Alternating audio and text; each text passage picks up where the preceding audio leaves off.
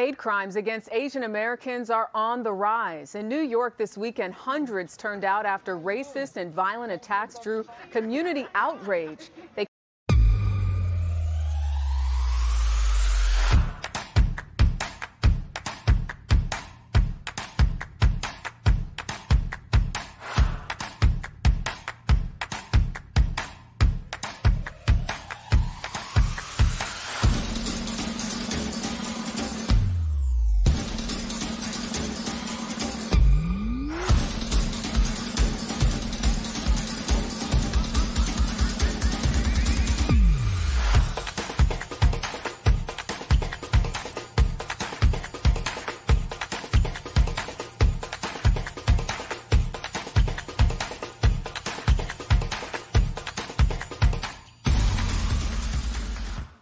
called it the Unite Against White Nationalism March. The issue of Americans attacking Americans fueled by racism has also caught the attention of our Major Garrett.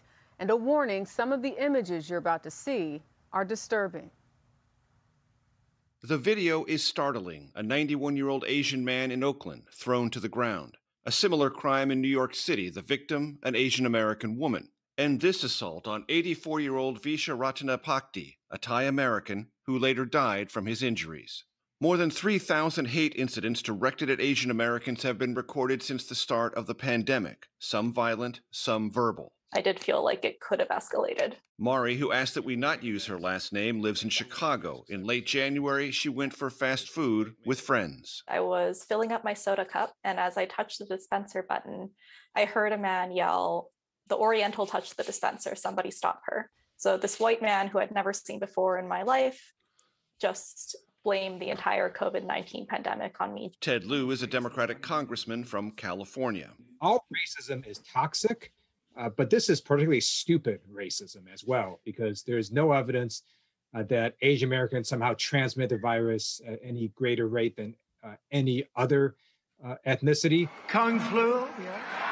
Lieu and the experts we spoke to attributed at least part of the rise of anti-Asian American discrimination to the former president's rhetoric. With the China virus. It is a charge Mr. Trump denied. He is an accelerant. You had, unfortunately, some other elected officials use similar phrases, but certainly when the leader of the free world uses racist phrases against Asian Americans, that is not helpful.